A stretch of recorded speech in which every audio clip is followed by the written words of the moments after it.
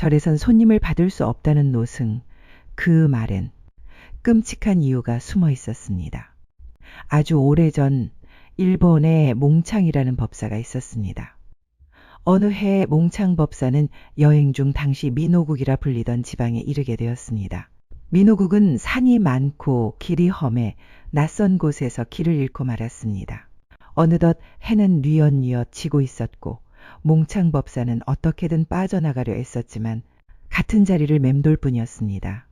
마침내 해가 완전히 지자 그는 어쩔 수 없이 마음을 가다듬고 근처에서 하룻밤 묵기로 했습니다. 주위를 둘러보던 몽창 법사는 저녁 노을 속에 멀리 산 너머 외따로 있는 낡은 절을 발견했습니다. 폐허처럼 보이는 그 절은 인적도 드물고 세월의 흔적이 가득했지만 쉴 곳이 있다는 것만으로도 그는 안도하며 재빨리 그곳으로 향했습니다. 도착했을 땐 이미 깜깜한 밤이었습니다.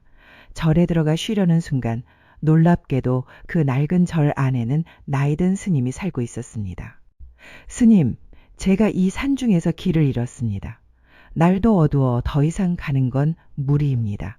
하룻밤만 재워주십시오. 내일 아침엔 바로 떠나겠습니다. 몽창 법사는 정중히 청했습니다. 그러나 노승은 단호히 말했습니다. 이 절에서는 손님을 받을 수 없습니다. 다른 데를 찾아보십시오. 몽창 법사는 다시 간청했습니다. 스님, 제 뜻이 아니라 상황이 너무 위험합니다. 밤에 짐승이 나올 수도 있고 길도 험합니다. 제발 하룻밤만 머물 수 있도록 해주십시오. 그러자 노승은 다시 고개를 저으며 말했습니다. 그렇다면 산 아래 골짜기 근처에 있는 작은 마을로 가보십시오. 그곳에 가면 민가가 있고 음식을 얻거나 묵을 수 있을 겁니다. 몽창 법사는 아쉬움을 뒤로하고 노승이 알려준 길로 향했습니다. 오랜 시간을 걸어 마침내 작은 마을에 도착했습니다. 열댓 가구가 흩어져 있는 조용한 마을이었습니다. 그는 사정을 설명했고 마을 사람들은 친절히 그를 촌장집으로 데려갔습니다. 촌장집에 들어서자 여러 남자들이 모여 뭔가를 의논 중이었습니다. 그를 따로 방에 안내한 뒤 이부자리와 음식까지 정성껏 준비해 주었습니다. 몽창 법사는 피곤한 몸을 이끌고 음식을 먹은 뒤 이불 속으로 들어가 곧 깊은 잠에 빠졌습니다. 한밤중 날카로운 통곡 소리에 깨어난 그는 한 청년이 등불을 들고 방으로 들어오는 것을 보았습니다. 청년은 정중히 인사를 하고 말했습니다. 스님, 깊은 밤에 폐를 끼쳐 죄송합니다. 하지만 꼭 드려야 할 말씀이 있습니다. 사실 제 아버지가 1시간 전에 돌아가셨습니다. 방금까지 함께 있던 이들은 조문하러 온 마을 사람들입니다. 몽창 법사는 놀라고 안타까운 마음으로 조의를 표했습니다. 청년은 말을 이었습니다. 저희 마을에는 오랜 전통이 있습니다. 누가 돌아가신 날 밤엔 마을 사람 모두가 이 마을을 떠나야 합니다. 죽은 이의 시신만 이곳에 남기고 모두 인근 마을로 가 하룻밤을 보내야 합니다. 몽창 법사는 이상히 여겨 물었습니다. 보통은 상주가 망자의 곁을 지키는 것이 도리인데 왜 이런 풍습이 있는지요? 청년은 침착히 대답했습니다. 이곳에서는 사람이 죽은 날 밤마다 끔찍한 일이 벌어졌습니다. 물론 스님께서는 귀신이나 괴이한 것을 믿지 않으시겠지만 만약 괜찮으시다면 시신과 함께 하룻밤 지내셔도 됩니다. 저희는 근처 마을에서 묵겠습니다. 그래도 가능하면 함께 가시죠. 그러나 몽창 법사는 단호히 말했습니다. 망자에게 경을 올리고 기도하는 것은 승려의 본분입니다. 괴이한 일을 겪는다고 해도 피하지 않겠습니다. 청년은 계속해서 만류했지만 법사의 결심은 굳건했습니다. 이에 마을 사람들도 감사 인사를 하고 하나 둘 떠났습니다. 모두 자정이 되기 전에 마을을 비워야 한다는 전통 때문이었습니다. 혼자 남은 몽창 법사는 시신이 놓인 방으로 들어갔습니다.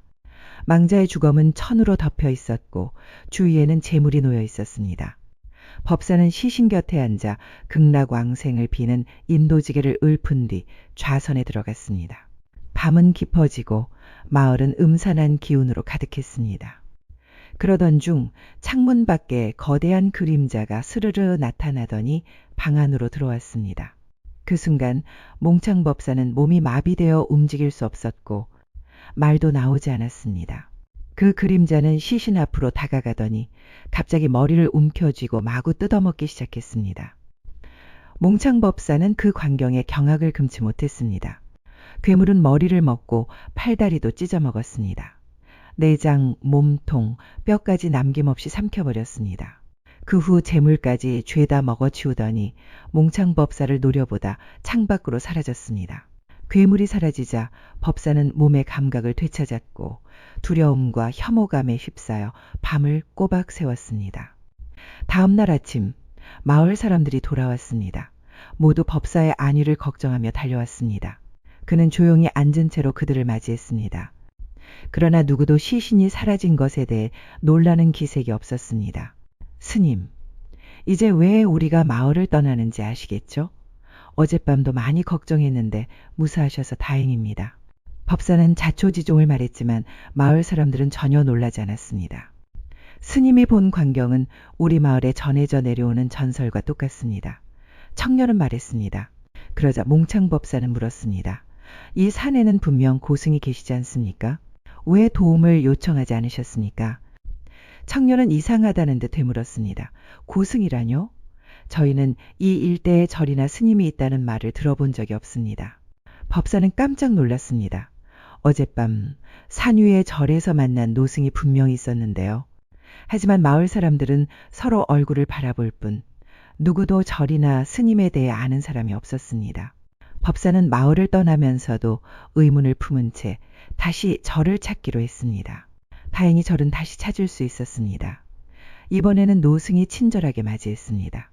그리고 무릎을 꿇고 말했습니다. 스님께 부끄럽습니다.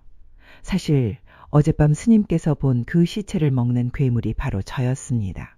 법사는 놀라며 물었습니다. 당신은 도대체 무슨 요괴입니까? 노승은 말했습니다. 저는 본래 이 지역의 유일한 스님이었습니다. 모든 시신을 이곳으로 가져와 경을 올리게 되었죠. 그런데 어느 순간부터 그 삶에 지쳐버렸고 끝내 욕망에 사로잡혀 식인귀가 되고 말았습니다. 지금은 시체를 먹으며 이승을 떠돌고 있습니다. 그대는 본래 수행자였건만 욕망에 사로잡혀 귀신이 되다니 참으로 안타깝구려. 법사는 탄식했습니다. 노승은 눈물을 흘리며 애원했습니다. 스님, 제발 저를 위해 경을 읊어주시고 이 죄업의 고통에서 벗어나 다시 태어날 수 있도록 도와주십시오. 그 말을 끝으로 노승은 사라졌고 낡은 절 또한 흔적도 없이 사라졌습니다. 몽창법사가 서 있던 곳엔 키보다 높은 잡초와 이끼로 덮인 무너진 오륜탑 하나만이 남아 있었습니다. 그 오륜탑은 바로 그 노승의 무덤이었습니다. 괴물이 된 노승의 마지막 부탁, 그 절은 지금 아무 흔적도 없이 사라졌습니다.